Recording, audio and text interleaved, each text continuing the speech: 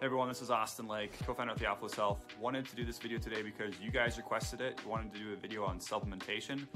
This is a massive topic, one that I've spent hours looking into and done course upon course looking at this stuff and just have my own opinions on it. There is probably no one right opinion, I just gotta say right off the bat, but I still feel it's valuable in discussing it and having at least a customized approach for yourself to figure out where you kind of land to help you determine what is best for you moving forward. So the first question I hear often is, why do I need to supplement? I eat good quality food, well-balanced diet. What's the point in supplementing? And you know, even just a few years ago, probably about 5 years ago, I was one of the staunch opponents of supplementation. There was this documentary that came out, I think it was called $1 Million Urine, and it just talked about kind of how most of the supplements that we take in are just being peed out basically. And though that can be true for some, depending on the vitamin and the supplement that you're taking, it's important to realize that things are not the way that they used to be. Our current farming processes, for example, are not producing as much magnesium in our soil. And we are seeing one of the most malnourished societies in our modern day culture than we ever have before. And yet we're still seeing the highest number of prediabetes or diabetes in our culture. So the question is, well, what are we missing? Well, I wanted to kind of just pull up some statistics here, but one of the things that I've noticed, and this is some stats that I've gotten through my education, but just to give you an example, back in 1975, so we're currently in 2021, back in 1975, apples had 41% more vitamin A, and bell peppers have 31% more vitamin C, watercress had 88% more iron, broccoli had 50% more vitamin C and 50% more calcium, collard greens had 60% more potassium and 85% more magnesium, and cauliflower had 84% more vitamin B1 and 47% more vitamin B2. So that just goes to show you that there has been a change in our actual, just the way that our vegetables and our fruits are being made. A lot of things that we're consuming these days are actually synthetic or genetically modified. You know, the other day we were looking at my son, he got this like cereal bar from this hotel that we were staying at, and on the label it said bioengineered food products in this product, and it was just shocking to see all the things that were in this that were not real. They were just not real food. So that's the first problem that we see is yeah, you can eat a well-balanced diet, but even our diets today that are actually good, that aren't the SAD diet or the standard American diet, are still lacking sufficient nutrients than they were, you know, even just 40 years ago. So that's the first thing I want to draw your attention to, and I think it's important to pay attention to that.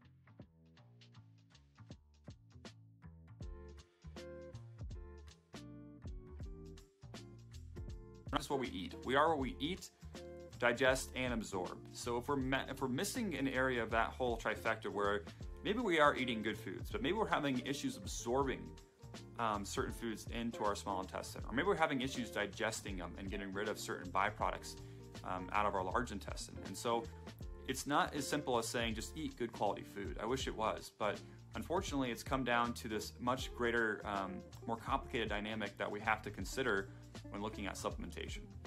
Oftentimes when we think about toxins, you know, we have environmental toxins, we have toxins from food, we have toxic relationships, we have toxins in a whole variety of different ways. And the problem is when we have toxins that are coming into our system, let's just kind of view it in this sense, but let's say we have toxins that are coming in. And if the toxins are coming in and you're getting them out, it's usually not a huge problem for a lot of people. So most people, they kind of eat like trash and they feel fine, they function fine, and people are just looking at them like, well, how are you doing this?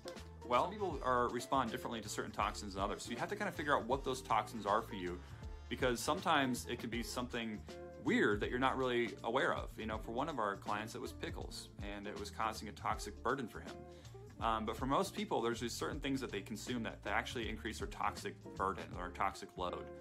So some vitamins and minerals and supplementations are designed at getting these toxins and taking them from the spot where they kind of get trapped and helping you move them out through your system to where you're no longer holding on to them, and you can then, again, we're not saying it's a good idea, but you can bring them in and bring them out. Toxins is kind of a wide, broad-based term, but basically they're byproducts. They're things that have been trapped, that they're broken down into the different form than they were when they came in, And this causes oxidative stress in the body. So it's really difficult for us to then hold on to these things, and they get trapped in fat. And so when they get trapped in fat, they're there for a long time. And when you start losing weight, these toxins are then released throughout your system, and that can be a big problem too. So we want to make sure that people can detoxify, that they can get rid of these things and get them out of their system.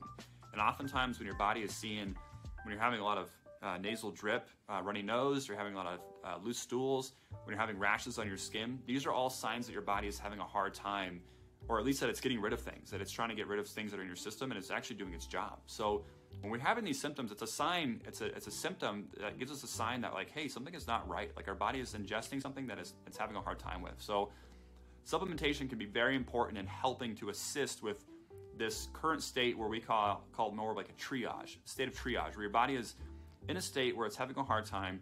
Supplementation can be then very effective at taking these things, getting rid of them, kind of getting you out of the state of triage into more of a maintenance stage. So for some of our clients that come in, we put them on a lot of different supplements gradually over the course of time to make sure that they can get out of the state of triage where their body is lacking sufficient nutrients to then function to make white blood cells, to be able to methylate or detoxify, or to be able to make energy, to be able to improve metabolism. All these things are necessary. But when you are not absorbing certain nutrients, and maybe it's a lack of nutrient-dense foods from the soil or from the foods you consume, or maybe it's because of the, in farming processes, not getting sufficient magnesium from the soil, whatever the case may be, all of a sudden now you are considered nutrient malnourished. You're having issues with actually absorbing certain things because the foods that you're consuming are not as nutrient dense as they once were. If that's the case, then we really do need to look at supplementation as a possible benefit to you, because to get you out of that state of triage would be very important.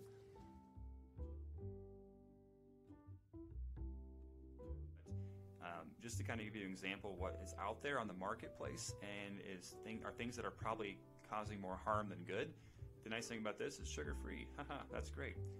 But when we look at all the other things, this is a gummy for kids, and they advertise it nicely. It looks great. It's chewables. Kids are taking their vitamins. That's better than nothing, right? Well, I would say probably no. Looking at this list here, there's several preservatives in here. There's this type of vitamin E that's actually rather somewhat toxic for our bodies. There's sucralose, which is a sweetener, silicon dioxide, a lot of binders and fillers in here, but there's also just red 40 aluminum colorings and artificial flavors, which who knows what that means. Again, more aluminum colorings, more natural flavors, more aluminums, more natural flavors. All these things are really difficult for our body to digest, and they're actually maybe causing more of a toxic load than they are helping it. So that's a problem, right? But not to even mention just the fact that the vitamin qualities that they have in here are not very well absorbed in the body when they're brought in through the mouth and through vitamin supplement source. So that's the first thing with the vitamins for kids. Looking down here at this VB Active, this is actually for, I believe, bone health. And you look here again, there's corn syrup, sugar, calcium carbonate, parsley, hydrogenated palm kernel oil, non-felt milk, caramel color, natural and artificial flavor. You got soy, which is actually an additive to acts as a binder.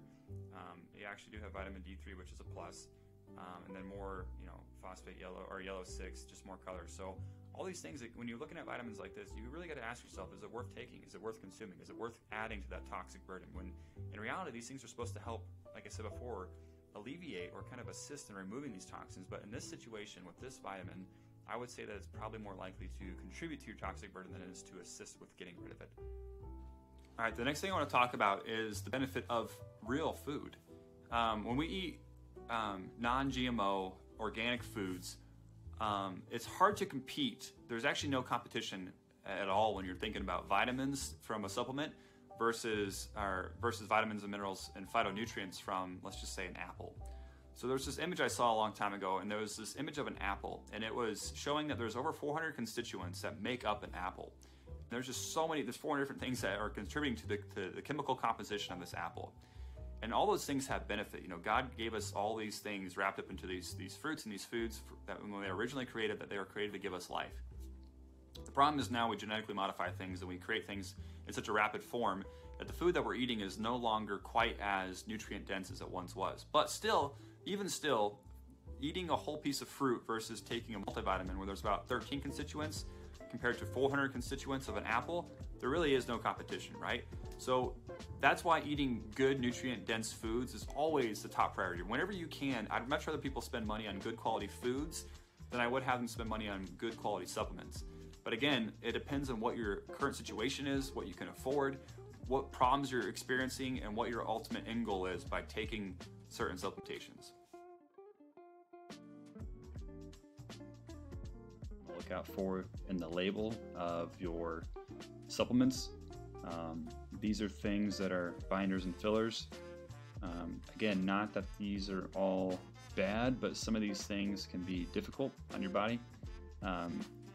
Companies like Thorne, they're known for having very high quality supplements with no binders or fillers so for some people that can afford it, and they're not crazy expensive, but if you're needing this kind of thing and your body doesn't tolerate all these additives, this can be a good company that does not have all the additives in it. So I'll provide a link for Thorne and other companies like that, but these are some of the things to be on the lookout for. Say, when you do it right and you have the right supplements on board and you've done it the right way and for the right reasons, it could be a huge benefit to people. And once you've gotten out of the state of triage into this therapeutic state and then hopefully into this maintenance stage, supplements become a lot less complicated, a lot more simple, but you have to get your body to where it's digesting, where it's absorbing, and where it's able to actually serve a purpose. And I hope this is helpful. I hope this is beneficial. If you have any more questions, please feel free to let us know. This is what we're here for. We love helping people with this kind of stuff. Just kind of get you guys thinking about these things, looking at labels, and considering what supplements you're taking and why you're taking them. And I think if you start there, you'll know what you're supposed to do next, and you'll end up seeing good results with that kind of mindset and that kind of attitude towards supplementation. Thanks, and have a blessed day. Thanks.